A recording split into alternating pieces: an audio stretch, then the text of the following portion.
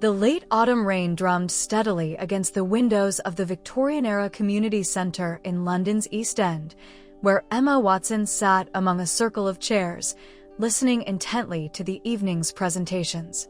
The charity meeting, focused on supporting survivors of domestic violence, was deliberately low-key, exactly the way Emma preferred to conduct her advocacy work. No cameras, no press releases, just genuine people working toward meaningful change. Her honey brown eyes scanned the room as various speakers shared their experiences and proposals. That's when she first noticed the girl, barely 20, Emma guessed, sitting 3 chairs away, partially hidden behind a thick curtain of dark hair. Something about her body language caught Emma's attention, the way she hugged herself tightly, how her shoulders curved inward as if trying to become invisible, the slight tremor in her hands when someone spoke too loudly. Emma had learned to trust her instincts over the years, honed through countless interactions with people from all walks of life. Between her acting career and her humanitarian work, she developed an acute sensitivity to unspoken distress. The young woman's anxiety seemed to radiate outward like heat from a furnace, though most others in the room appeared not to notice. During the break, Emma watched as the girl made her way to the refreshment table, movements precise and measured, like someone trying very hard not to draw attention. Her oversized sweater hung loosely on her frame, despite the warmth of the room. When she reached for a paper cup, her sleeve rode up slightly, revealing what looked like finger-shaped bruises around her wrist. Emma's heart tightened. She'd read enough case studies and heard enough survivor stories to recognize the signs. But she also knew that direct confrontation could do more harm than good. Instead, she casually made her way to the table, deliberately taking her time selecting a tea bag. "The peppermint is quite good," Emma offered softly, not making eye contact, keeping her voice gentle and unintrusive. "Though I'm partial to chamomile on rainy evenings like this." The girl startled slightly but didn't immediately retreat, a good sign. I like chamomile too," she whispered, her accent marking her as local to the area. "I'm Emma," she said simply, still focusing on preparing her tea rather than looking directly at the young woman. "Would you like to sit with me? Sometimes these meetings can feel a bit overwhelming when you're new." There was a long pause, filled only by the background murmur of conversation and the persistent rhythm of rain. Finally, the girl nodded almost imperceptibly. "I'm Sarah," she responded, her voice barely audible above the ambient noise. As they found a quiet corner away from the main group, Emma noticed Sarah's hands shaking as she held her cup. Rather than draw attention to it, Emma began talking softly about innocuous topics: the weather, her favorite local bookshop, the community center's lovely architecture. Gradually, almost imperceptibly, she saw some of the tension ease from Sarah's shoulders. What happened next would set in motion a chain of events that would change both their lives, though neither woman knew it yet. As the meeting drew to a close and people began gathering their coats and umbrellas, Sarah suddenly gripped her cup so tightly it crumpled, sending chamomile tea spilling across the table. I can't go back," she whispered, the words seeming to escape without her permission. "But I don't know where else to go." Emma didn't hesitate. Years of working with advocacy groups had prepared her for moments exactly like this. She knew the next few minutes would be crucial, and that whatever she did next needed to prioritize Sarah's safety above all else. "Then let's make sure you don't have to," Emma replied quietly, already reaching for her phone to set in motion the network of support she'd helped build, but hoped never to need.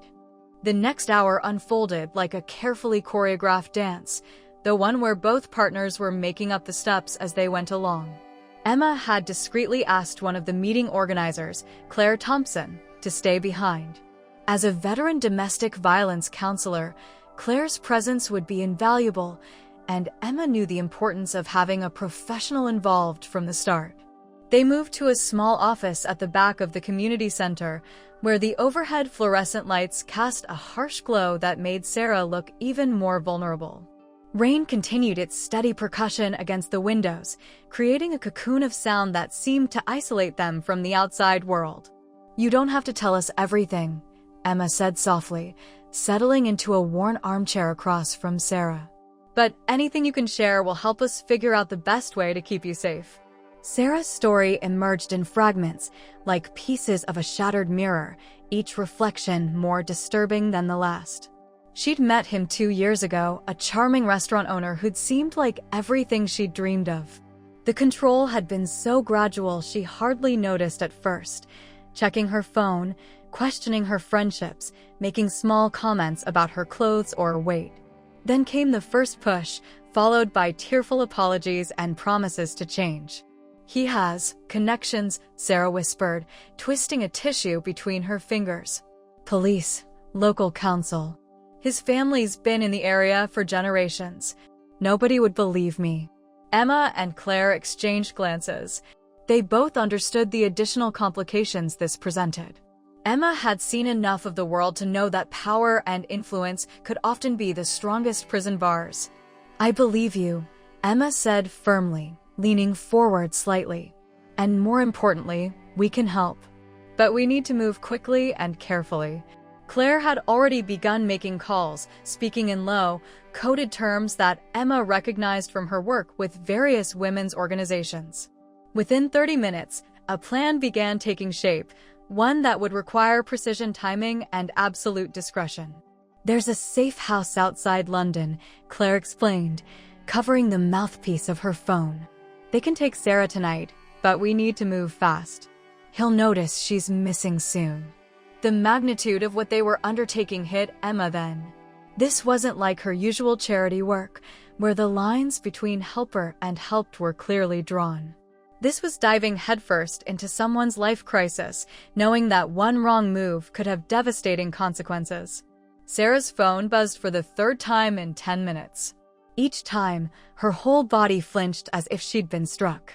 Emma could see the screen from where she sat, 15 missed calls, and a growing stream of increasingly aggressive text messages. "You don't have to read those," Emma said gently, fighting back her own anger at what this young woman had endured. In fact, she reached into her bag and pulled out a new phone, still in its packaging, one of several she kept on hand for emergencies through her work with various organizations. "Use this for now. It's prepaid, untraceable." Sarah stared at the phone as if it were a lifeline thrown into stormy seas. "I never thought I'd actually. I mean, I've imagined leaving so many times, but it never felt real." Emma finished softly. "I know, but sometimes the bravest thing we can do is take that first step, even when we're terrified." Claire returned from her last call, her expression both grave and determined. "Transport's arranged. We have about 20 minutes. Emma made a quick decision then, one that would later be questioned by her security team and publicist, though she never regretted it for a moment. "I'm coming with you," she said, already texting her driver. "At least to the safe house." "You don't have to," Sarah began, but Emma cut her off gently. "No, I don't. But tonight isn't about what anyone has to do. It's about what we choose to do." As they gathered their things and prepared to leave through the building's back entrance, Emma caught a glimpse of their reflection in a darkened window. 3 women of different backgrounds and experiences, united in this moment by something larger than themselves. The rain had finally stopped, but the streets still glistened under the lamplight, as if the city itself were holding its breath, waiting to see what would happen next. None of them could have predicted just how complicated the next few hours would become, or how their improvised plan would be tested in ways they never expected. But as Emma helped Sarah into the waiting car, she felt a certainty that transcended her usual careful consideration of consequences. Whatever happened next, they would face it together. Tell us in the comments what part of this story impressed you the most. If you liked it, please like, subscribe, and ring the bell so you don't miss the next videos. See you in the world of incredible events. The black Mercedes wound its way through London's rain-slicked streets, its tinted windows offering a shield from prying eyes. Emma sat in the back with Sarah while Claire rode in the front, maintaining constant communication with the safe house staff. The city lights blurred past like smeared watercolors, creating an almost dreamlike atmosphere that belied the very real danger of their situation. Emma's driver, Marcus, a former security specialist who'd worked with her for years, kept checking the mirrors with practiced vigilance. "We've got a silver BMW that's been with us for the last 3 turns," he reported quietly, his voice carrying decades of professional experience. "Could be nothing, but..." Sarah's face went pale. "Jason, he drives a silver BMW," she whispered, her fingers clutching the edge of the leather seat. "He has friends who help him, who watch for him." Emma's mind raced through options. She'd been in difficult situations before, dealing with overzealous paparazzi, navigating through crowds of fans, but this was different. This wasn't about protecting her privacy, it was about protecting someone's life. "Marcus," Emma said calmly, though her heart was pounding, "remember that protocol we used in Edinburgh last year?" A slight smile crossed Marcus's face as he understood. "The old shell game? Been a while, but I remember." What happened next was a masterclass in urban evasion. Marcus took them through a series of complex turns, using London's maze-like streets to their advantage. They passed through Hackney, then doubled back through Islington, using the late-night traffic as cover. At one point, they pulled into the parking garage of a high-end hotel where Emma frequently stayed. "Watch," Emma told Sarah softly as 3 identical black Mercedes emerged from the garage, each heading in different directions. It was a tactic Emma's security team had developed for situations when she needed to avoid persistent photographers. Tonight, it would serve a far more crucial purpose. The BMW followed one of the decoy cars, and Emma felt Sarah release a breath she'd been holding for what seemed like hours. But their relief was short-lived. "We've got another problem," Claire announced, looking up from her phone. "The safe house just called. They've had a pipe burst. They're evacuating everyone to backup locations." Emma saw the hope drain from Sarah's face, replaced by the same terror she'd witnessed at the community center. Without thinking, she reached out and took the younger woman's hand. "Hey, look at me," she said firmly. "We didn't come this far to give up now." "Claire, what about the secondary location we discussed last month?" Claire shook her head. "Full capacity. They're all stretched thin right now." Emma made a decision then, one that would have her security team and publicist in fits, but she knew in her heart it was right. "Marcus, take us to the cottage." The cottage was actually a secluded property in Surrey that Emma had purchased through a blind trust. Very few people knew about it. It was her refuge when she needed to escape the pressures of public life, secured with state-of-the-art systems and known only to her most trusted inner circle. "Emma, no," Claire protested. "That's too much of a risk for you." "The risk is already taken," Emma replied quietly. "The moment we decided to help, we accepted the responsibility. Besides," she added with a hint of her characteristic determination, "it's probably the safest place we could take her right now."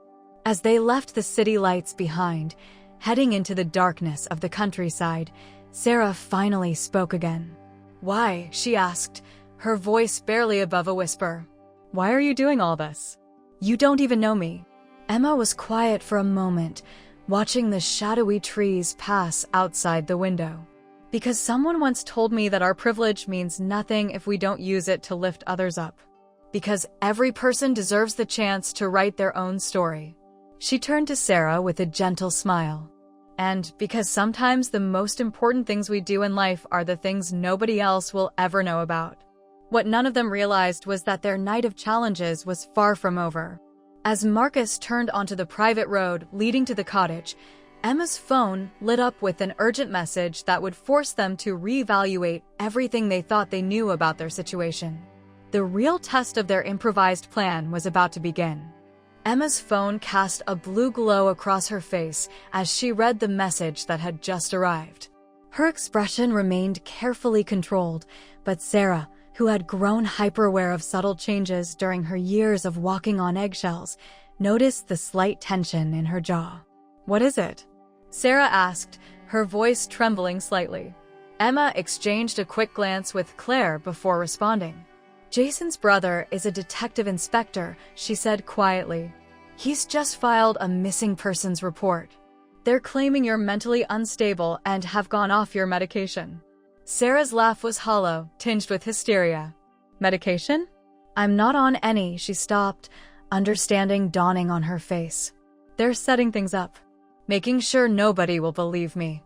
The cottage emerged from the darkness, a beautiful stone structure nestled among ancient oaks, its windows dark and welcoming.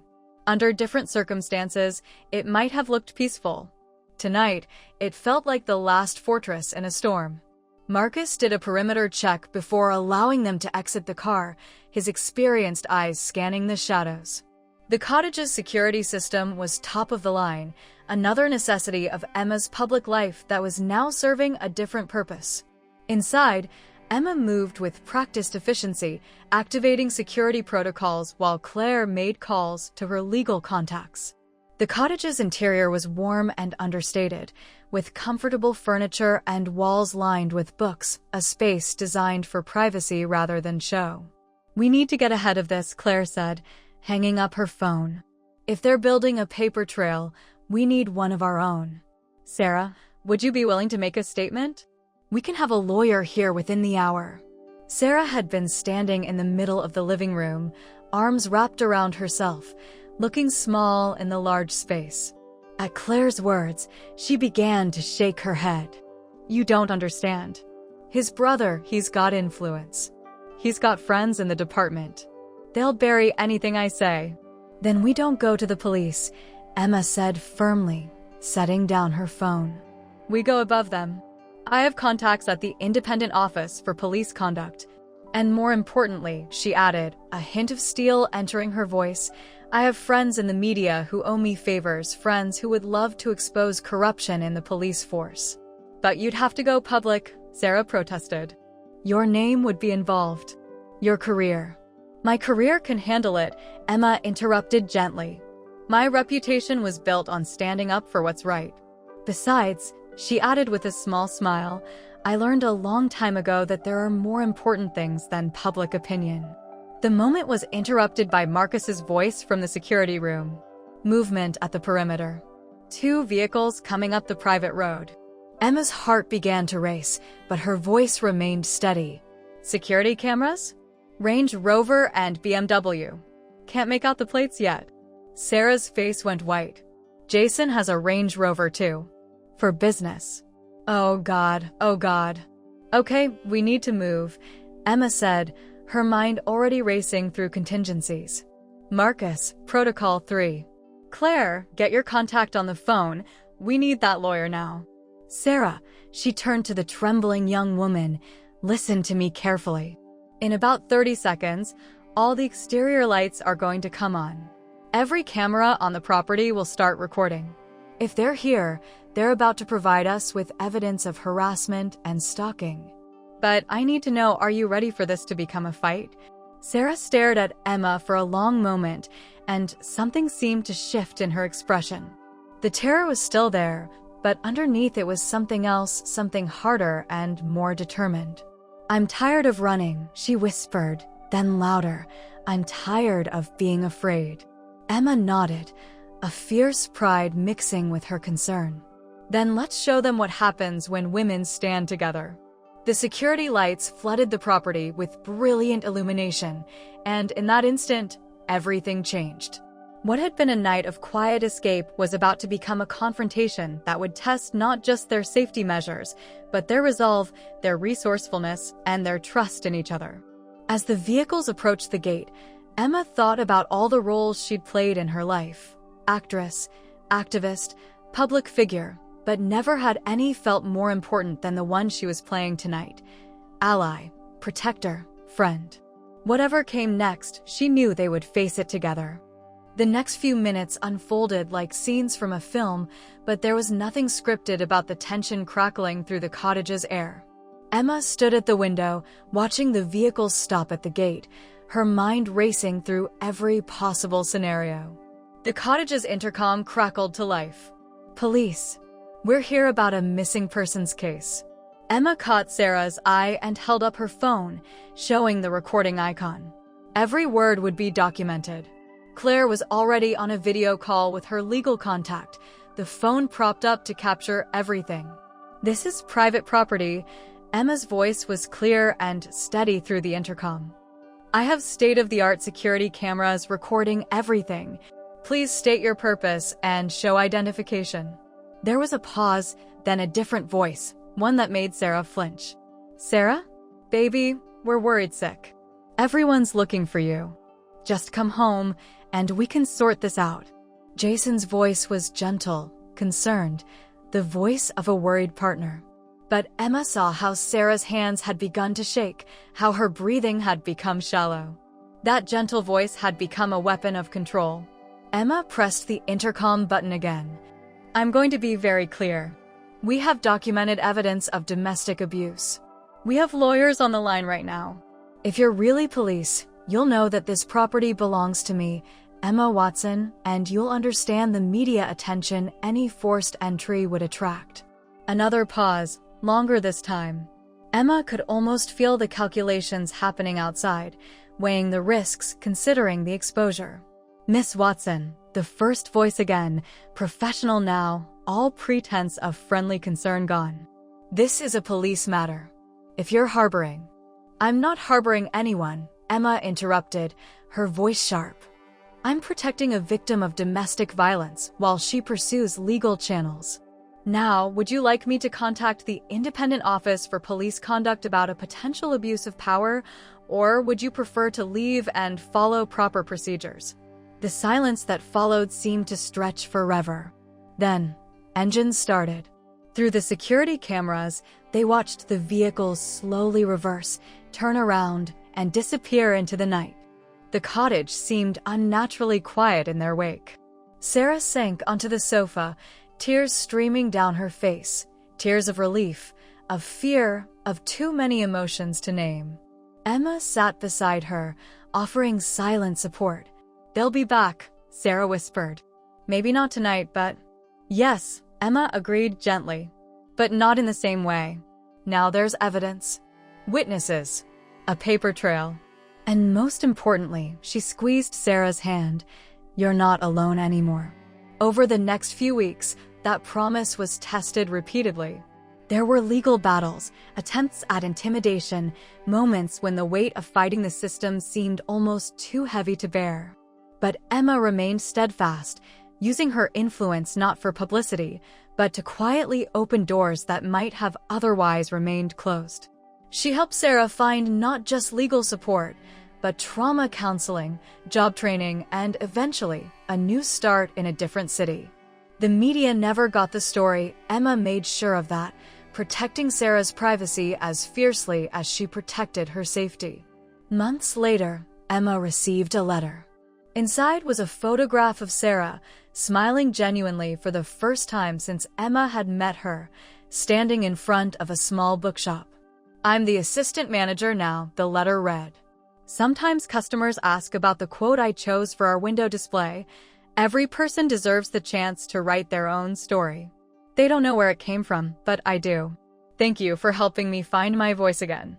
Emma kept that letter in a private drawer in her cottage alongside other reminders of moments when she'd managed to make a real difference, not as a celebrity, but as a human being reaching out to another human being in need.